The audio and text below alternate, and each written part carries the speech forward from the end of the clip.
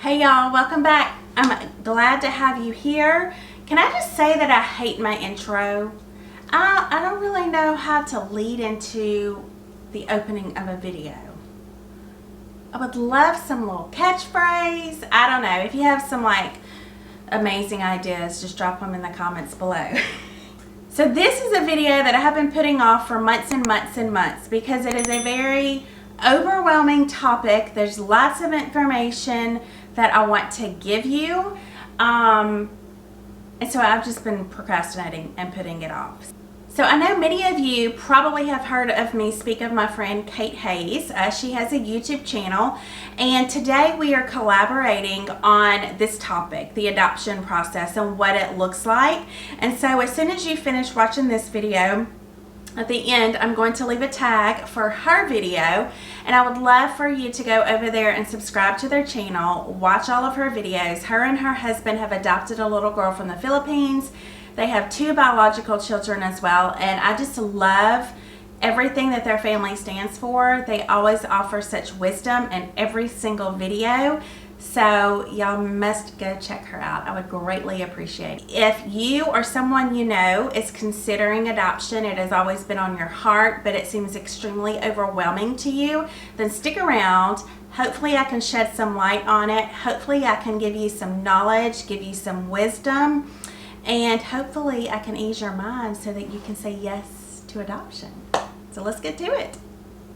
So the first step is you need to decide whether you want to adopt domestically or internationally. Our family has never adopted domestically, so unfortunately I cannot give you a lot of information on what that process looks like. Okay, so your family has decided to adopt internationally. The first step that you are going to need to do is to find an adoption agency. And I know that can become very overwhelming because there are so many to choose from. I'm just going to go through and I wrote down notes, and I'm just going to spout off all the thoughts that I had pertaining to this topic and choosing an adoption agency. Most people believe that their agency needs to be local to them, and that is not the case.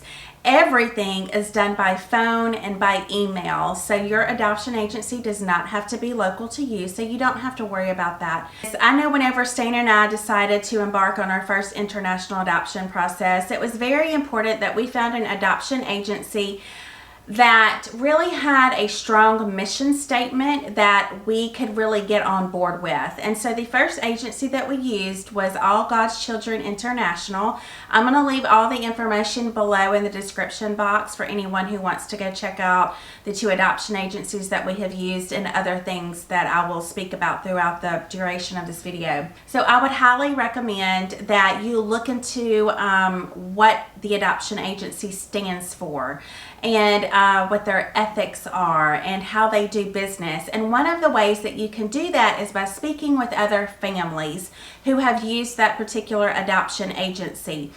Find other people who have had experiences with them. Now let me tell you, everyone is going to have good and the bad when they speak of adoption agencies, just like it's anything in life. You know, I might have had a good experience with them, but maybe another family didn't have a great experience. But across the board, you want to see that families are relatively happy with that adoption agency that you are considering. I know that we have given our name to both of our adoption agencies as references. So if they have people, maybe like yourself, that call them and say, I want to speak with other families who have adopted from China, who have used you as an adoption agency, they have permission to give our number out, and those people will call us and we will just give them our personal experience. So that is an option as well. Another great piece of advice that you definitely want to do when considering adoption agencies is schedule a phone call with that agency, and they will talk with you on the phone, and they will kind of give you a great overview of what their agency stands for, how they work, and things like that. So an actual informative scheduled phone call is highly beneficial for you and your family when you are choosing an adoption agency. Another great piece of advice that you will want to consider when choosing an agency is, let's say you choose to adopt from China. You want to find an agency that has a good rapport with China. You want to have an agency that has brought home many orphans from that country. You definitely do not want to get in with an adoption agency who maybe they're brand new in the China program and maybe they've only brought home 2 families. You might want to find a more established agency that is very well versed in bringing home children from the country that you choose to adopt from. So do your research, go with your gut, and at the end of the day, you really want to ask the Lord to lead you where He needs you, and that includes which adoption agency that you're going to choose for your family. So now you have chosen your adoption agency, and I feel like the next big thing, big question, big concern is finances, the financial part of funding an adoption process. Like I said earlier, international adoptions can cost anywhere from $28,000 to $50,000. Our adoption process with Micaela from the Philippines was about $32,000. Our adoption processes within China for Isabel and Lily Grace now is about $35,000. That's a lot of money, right?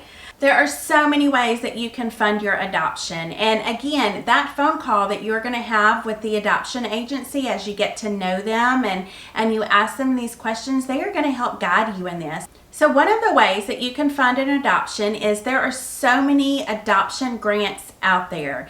When we were in the process of adopting Micaela, we did receive a $4,000 Show Hope grant from Stephen Curtis Chapman's ministry. So grants are always an option, and the majority of the families I know absolutely do apply for many grants. In addition, there are adoption no interest loans. So there is an option if you get in a bind, there are adoption no interest loans that definitely can provide assistance for your family if you kind of get stuck in that place where you have no other options on how to continue funding your adoption process.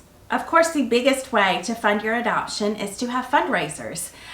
With social media at your fingertips these days, it is so easy to reach the masses and to reach hundreds and thousands of people that you normally would not see day to day. So let me just share kind of how Stan and I handled the financial aspect of funding our adoptions. We very much felt like that we did not want to nickel and dime people to death. We did not want to have fundraiser after fundraiser after fundraiser to fund our adoptions. Because at the end of the day, we do not want to pester people. We do not want to burden people. And I feel like to each their own. Many families, how people fundraise for their adoptions can look very different than how Stan and I did it, and that's totally fine. But I feel like when you start having Tupperware parties and Mary Kay parties and garage sales and t-shirt sales and you're just constantly bombarding people with fundraiser after fundraiser, you almost lessen the significance in what you're trying to do. I don't even know if that makes any sense to you, but we just felt like we wanted to be very intentional with how we were going to raise funds for this adoption. There are so many ways that you and your family can fund an adoption. It just takes sometimes just a little bit of thought and effort and creativity. So at the end of the day, the Lord is going to provide how the Lord is going to provide, and you are going to think that He is going to use certain people to fund your adoption. And what I have found is the Lord is not going to do it the way that makes sense in your mind. He is going to use people that you will least expect it from, and He will fund it in the most unexpected ways. So at the end of the day, you are going to hear me say this throughout this entire video. You are going to have to listen to your gut. You are going to have to let the Lord speak to you and lead you on how to maneuver through each step throughout this process. Another question that a lot of people have asked, about the financial side of adoption is, do you have to pay all the money up front? And that absolutely is not the truth. So whenever you choose to sign on with an adoption agency, they are going to give you your fee schedule. And so you are going to know months and months and months ahead of time how much your fees are going to be and when they are due. So like when you complete your home study, you're going to owe a certain amount of money. When you complete your dossier, you're going to then owe a certain amount of money.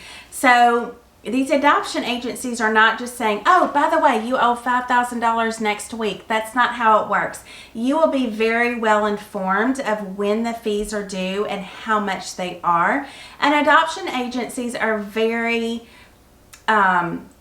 understanding and knowing the burden that comes along with these exorbitant amounts of money, and they are going to work with you to the best of their abilities. So now let's just kind of go through the steps of an adoption process. So first off, you're going to choose your agency and you're going to fill out a pre-application. That's just going to tell a little bit about your family, what kind of child you're seeking out to adopt, what country, those types of things, and your agency will review that file and they will sign you on as a client of theirs. So that is going to be the first step. Again, I am going to speak from our experiences and from what I know to be common. At that point with the pre-approval, you will pay a sign-on fee, so to speak. Once you have done that, you're going to complete a lot of paperwork. Let me just go ahead and tell you now, this is a lot of paperwork.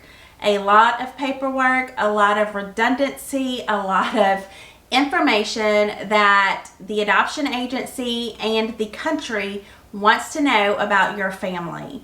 So you are truly going to have to get to a place as you go throughout this adoption process and you're tired of filling out paperwork and tired of doing all these things. Know that on the other end of that is your daughter or your son. So you really have to keep it into perspective why you're filling out 9,999 pieces of paper, okay? Pretty much the first step that you're going to do after that is you're going to get to working on your home study. And what is a home study? Your agency is going to give you a huge booklet that is going to explain every step of the process, what all a home study entails. You will not be led blindly. You are going to be very well informed on what is expected of you, what goes into a home study, what goes into a dossier, and all of those things. So essentially a home study is going to be your social worker is going to come into your home, typically 3 to 4 visits, and they just want to get to know you and your family. They are going to want to sit down with you and your spouse separately and talk about your childhood, your personality, your job, what is your marriage like, what are your hobbies, like all of those things. They're also, if you have other children in the house, they just want to chit chat with your kids. It is absolutely no pressure, and in the beginning my kids were nervous with it, but it was just essentially they just want to know that your children are on board with this adoption. Let me also remind you that this social worker and this adoption agency is not looking for the perfect family. They are not looking for a family who is problem-free. There's no family out there that's problem-free. But they just want to see that you can provide a stable home, financially stable home, emotionally stable home for your family that you already have living within your home, as well as for that child that you are going to bring home.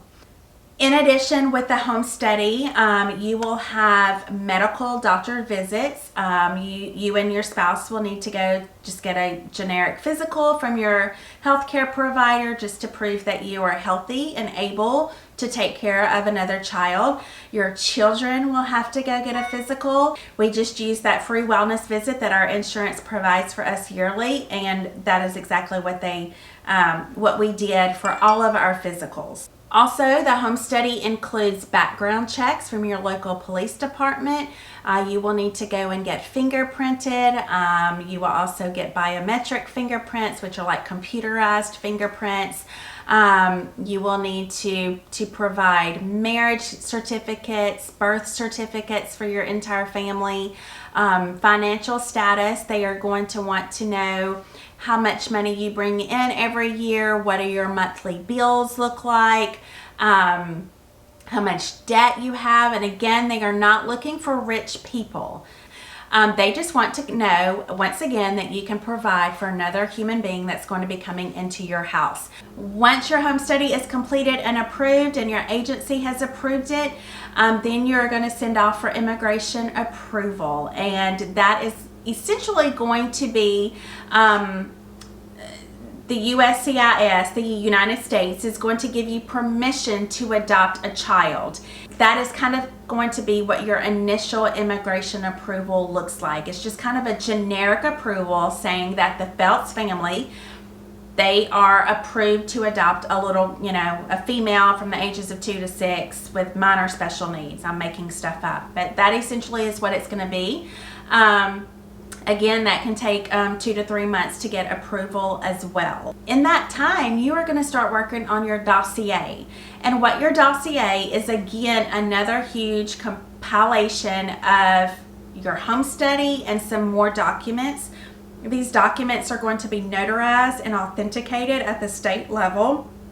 Again, many of you are probably like, what does authentication mean? Like, I didn't know what that meant. Essentially what it is all these formal documents such as your marriage certificate, birth certificates, financial certificates, and all of that. You're essentially sending that to the state that you live in to get another stamp of approval on them. So it's like a notary times 2 or notary times 3, depending on the country you live in. And all of these documents are going to go within your dossier. So your home study, all of these authenticated documents are going to go within your dossier, and that is going to be sent to the country that you're adopting from. And that's kind of like a big deal. Big deal once your dossier gets in country. So that country is going to then go through your dossier and go through all your paperwork, make sure everything is there that is needed. If you have a great adoption agency, they will have already double checked, triple checked, and make sure that your dossier is looking perfect. Once your dossier is approved by the country that you're adopting from, you will then get final match for the child that you have requested to adopt. And once you have that match, they are going to send you documents, and you're going to accept that match. You are essentially saying, yes, we accept adopting this little girl or this little boy. And you are going to fill out some very, very official documents stating that you do accept that match. And then you are going to send off again for more immigration approval, which is child specific. So before you had a general approval to adopt, but now this is child specific. This is for Lily Grace, who has, an arm deformity, who's nonverbal, and like all these things. It's a very child specific immigration approval. In the meantime, you are getting ready to travel, which is very, very exciting. Depending on the country that you travel to will vary by what your travel experience is going to look like. That is something that you need to be very aware of in choosing which country you want to adopt from. Depending on the agency, some agencies are very hands-on and helping you choose hotels, air flights, where to stay, where to eat in country, like all of those things. And then sometimes some agencies, they are not very hands-on. So those are things that you definitely want to ask when you do that initial phone call in the beginning when choosing an adoption agency. I know a big concern for a lot of people is choosing the child. That's a heavy topic, because at the end of the day, adoption is at the heart of who God is. He is going to honor you, He is going to lead you, and He is going to guide you, and you are not going to choose the wrong child to bring into your family. You have to know and understand what your family's limitations are. Can we handle a child that has significant medical needs? Am I able to take off of work? Am I able to get to doctor visits very easily? Or do I have a job that really I cannot leave for any length of time? And if that is the case, do I have a caregiver that can help get this child to doctor's appointments, to do surgeries and to do therapies and all of these things? Those are things you definitely need to look at. You need to look at what your health insurance provides. You need to look at what resources do you have in the town that you live in that's going to help aid in helping that child be the best that they can be. So you definitely need to be aware of what your family day-to-day can handle. Now let me speak out of the other side of my mouth. It's all going to be completely overwhelming to you. You are not going to look at a child with significant special needs and say, yeah, we got that. That's easy. Bring them on. We can handle it.